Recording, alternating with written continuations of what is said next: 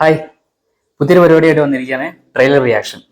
നമ്മുടെ Mithun manual Thomas എഴുതി വൈശാഖ സംവിധാനം ചെയ്ത മമ്മൂക്ക അഭിനയിക്കുന്ന പുതിയ സിനിമ ടർബോ. മമ്മൂട്ടി കമ്പനിയുടെ തുടരെയുള്ള ഒരു 3-4 പരീക്ഷണ ചിത്രങ്ങൾക്ക് ശേഷം വരുന്ന ഒരു സിനിമയാണ്.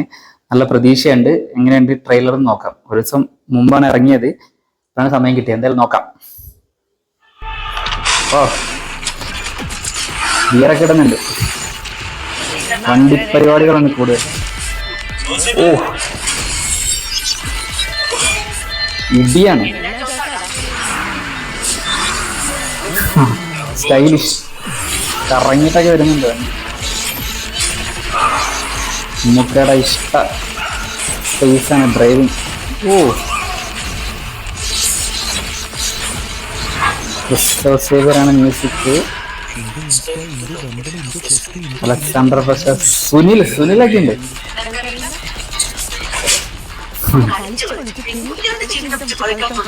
പണിക്കർ. ഓ, രാജ്ബി ഷെട്ടി, നമ്മുടെ കന്നഡിക ബ്രോ. സ്റ്റൈലിഷ് ആയിട്ടാണ് ഫുള്ള് പ്രസന്റ് ചെയ്തിട്ടുള്ളത്.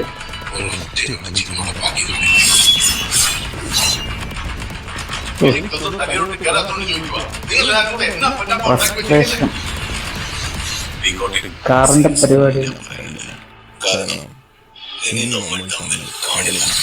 കന്നഡിക ഫ്ലേവറുള്ള ഡയലോഗ്സ് ആണ്. അടിപൊളിയായിട്ടുണ്ട്. ആക്ഷൻ പാക്ഡ് ആണ് തന്നെ പറയാം.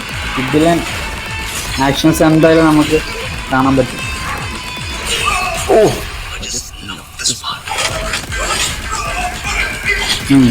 ഓവർ ദ ടോപ്പ് ആണ് പരിപാടി. ഒറ്റത്തള്ളിൽ പറന്നൊക്കെ പോകുന്നുണ്ട്. ഗൺസ്, പലതരം guns, pistol, hand shot gun. Music നല്ലൊരു ബീറ്റുണ്ട്. കൊള്ളാം. ഓ,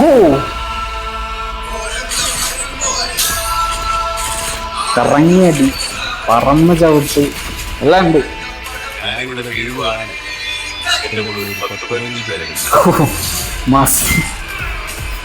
അടിച്ച് പറപ്പിക്കുന്നുണ്ടല്ലോ. അയ്യവാ, കിടിലൻ. ഇത്ര ഒരു ഞാൻ നേരത്തെ പറഞ്ഞ പോലെ ഒരു 3-4 പടത്തിന് ശേഷം മമ്മൂട്ടി കമ്പനി നമ്മളെ ഒരു ആക്ഷൻ പാക്ഡ് പരിപാടിയിലോട്ട് തിരിച്ചു വരും. ഞാൻ പലപ്പോഴും ഇങ്ങനെ ചിന്തിക്കാറുണ്ട്, ഈ സിനിമകൾ എന്ന് പറഞ്ഞാല് ഒരു കണക്കിന് നമ്മുടെ ഈ ഫാഷൻ പോലെയാണ്. കുറച്ചു കാലം റണ്ണാവും, പിന്നെ അത് ഫെയ്ഡ് ഔട്ട് ആവും, പിന്നെ ആ പഴയ ഒരു രീതിയിലോട്ട് തിരിച്ചു പോകും. അതുപോലത്തെ ഒരു സംഭവമാണ് ഇപ്പൊ മമ്മൂട്ടി കമ്പനി ഇപ്പൊ ഈ ഉണ്ടാക്കി വെച്ചിരിക്കുന്ന ടർബോ എന്ന് പറഞ്ഞ സിനിമ എന്നാണ് എനിക്ക് തോന്നുന്നത്. ആ പഴയ മാസ് മസാല ആക്ഷൻ പഞ്ച് ഡയലോഗൊക്കെ ഇൻവോൾവ് ആയിട്ടുള്ള ആ ഒരു കൈൻഡ് ഓഫ് ജോണർ ഉണ്ടല്ലോ, അതാണ് ഇപ്പോൾ ഈ ടർബോയിലൂടെ ഇവര് തിരിച്ചു കൊണ്ടുവരാൻ ശ്രമിച്ചിട്ടുള്ളത്. ഇതിലെ ഏറ്റവും ആകർഷണം തോന്നിയ ഒരു ഘടകം എന്താണെന്ന് വെച്ചാൽ നമ്മുടെ രാജ്ബി ഷെട്ടി, ടോബി. കന്നഡ സിനിമന്റെ മുഖച്ഛായ തന്നെ മാറ്റിയ നമ്മുടെ ഷെട്ടി ഗാങ്ങിലെ രാജ്ബി ഷെട്ടി. അദ്ദേഹത്തിന്റെ ഒരു വലിയൊരു ഫാനാണ് ഞാൻ. അദ്ദേഹത്തിന്റെ ഫിലിം മേക്കിംഗ് ആയാലും ആക്ടിങ് ആയാലും വലിയൊരു ഫാനാണ്. മൂപ്പരെ ഈ സിനിമയിലോട്ട് നമ്മുടെ മമ്മൂക്കയുടെ ആന്റി ഹീറോ ആയിട്ട് കൊണ്ടുവന്നത് ഒരു പെർഫെക്റ്റ് കാസ്റ്റിംഗിന് തന്നെ ആയിരിക്കുമെന്നാണ് എനിക്ക് തോന്നുന്നത്. ആ ഒരു കന്നഡിക ഫ്ലേവറിലുള്ള ഒരു ഡയലോഗ് ഡെലിവറി ആയാലും കുറച്ച് ഇന്റിമിഡേറ്റിംഗ് ആയിട്ട് തോന്നുന്നുണ്ട്. റൂത്ത്ലെസ് ആയിട്ടുള്ള ഒരു നേച്ചർ കാണിക്കുന്ന ഒരു കില്ലിംഗ് ഒക്കെ കാണിക്കുന്നുണ്ട്. സംഭവം അത് കിടലിനായിട്ട് സ്ക്രീനിൽ വരും എന്നാണ് എനിക്ക് തോന്നുന്നത്. പിന്നെ മമ്മൂക്കയുടെ ഏറ്റവും ഇഷ്ട പരിപാടിയായിട്ടുള്ള ഡ്രൈവിങ്, എല്ലാവർക്കും അറിയാവുന്നതാണ്. അദ്ദേഹത്തിന് വണ്ടികളോടും ഡ്രൈവിങ്ങിനോടൊക്കെ ക്രേസ് ഉള്ള ആളാണെന്ന്. ആ ഒരു സംഭവം മാക്സിമം എക്സ്പ്ലോയിറ്റ് ചെയ്തിട്ടുണ്ടാവും എന്ന് ഞാൻ പ്രതീക്ഷിക്കുന്നു. കുറെ ചേസിങ് പരിപാടികളും വണ്ടി വെച്ചുള്ള ഡ്രിഫ്റ്റിങ്ങും സഡൻ ബ്രേക്കിങ്ങും ക്രാഷും പരിപാടിയെല്ലാം കുറെ ഉണ്ട്. പിന്നെ മോസ്റ്റ് ഓഫ് ദ ടൈം ഒരു നൈറ്റ് പരിപാടിയാണിത്. എനിക്ക് തോന്നുന്നത് അതൊരു 1-2 ദിവസത്തെ രാത്രികളിൽ നടക്കുന്ന കഥയാണെന്നാണ് തോന്നുന്നത്. ആ രാത്രി ആയതുകൊണ്ട് തന്നെ ലൈറ്റ് വെച്ചുള്ള പരിപാടി ഉണ്ടല്ലോ, എല്ലാ കളേഴ്സും വെച്ചിട്ടുള്ള ആ ഒരു അപ്പീലിംഗ് ആയിട്ട് നമ്മുടെ ഫ്രെയിംസ് കൊണ്ടുവരാൻ ആ നൈറ്റിലുള്ള ആ പരിപാടി കറക്റ്റായിട്ട് സിങ്ക് ആയിട്ടുണ്ടെന്നാണ് എനിക്ക് തോന്നുന്നത്. അത് വളരെ മനോഹരമായിട്ട് വന്നിട്ടുണ്ട്. പിന്നെ നായികന്റെ കാര്യം, നായിക നമ്മളെ പാച്ചും അത്ഭുത വിളക്കിലെ ഫഹദിന്റെ പേരായിട്ട് വന്ന ആ ലേഡിയാണ്.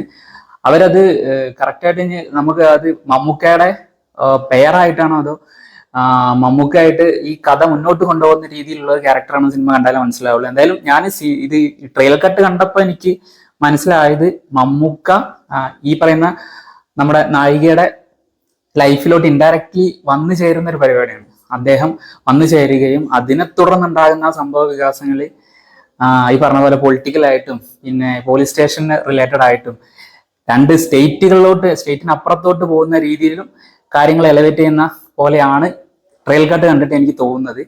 അപ്പൊ സിനിമ ഒരു മൊത്തത്തിൽ ആ ഫ്രെയിംസ് ഒക്കെ കാണുമ്പോൾ എനിക്ക് തോന്നുന്നത് മാസ് മസാല ഇടിപ്പടം, നല്ല പപ്പടം പൊടിയുന്ന രീതിയിലുള്ള ഇടികൾ നമുക്ക് കാണാൻ പറ്റും. അങ്ങനത്തെ ഒരു ഫിലിമാണ്. അതിൽ നമുക്ക് ലോജിക്ക് കാര്യങ്ങൾ പരിപാടിയൊന്നും നോക്കിയിട്ട് കാര്യമില്ല. നമ്മൾ ആ ഒരു എന്റർടൈൻമെന്റ് എലമെന്റ്സ് എല്ലാം പടത്തിൽ മൊത്തത്തിൽ ഫുള്ളി പാക്ഡ് ആണെന്നാണ് ട്രെയിലർ കണ്ടിട്ട് എനിക്ക് തോന്നിയത്.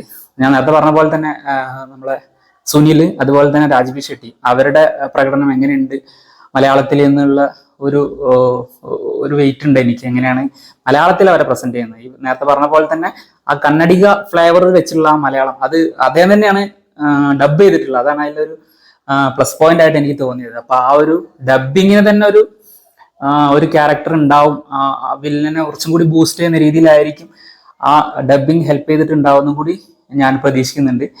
എന്തായാലും നമുക്കൊരു തിയേറ്ററിക്കൽ വാച്ചും അതുപോലെ തന്നെ ഒരു തിയേറ്ററിക്കൽ എന്റർടൈൻമെന്റും കിട്ടുന്ന രീതിയിൽ തന്നെയാണ് പടം പാക്ക് ചെയ്ത് വെച്ചിട്ടുള്ളതെന്ന് പടം കണ്ടിട്ട് എനിക്ക് മനസ്സിലാവുന്നുണ്ട്.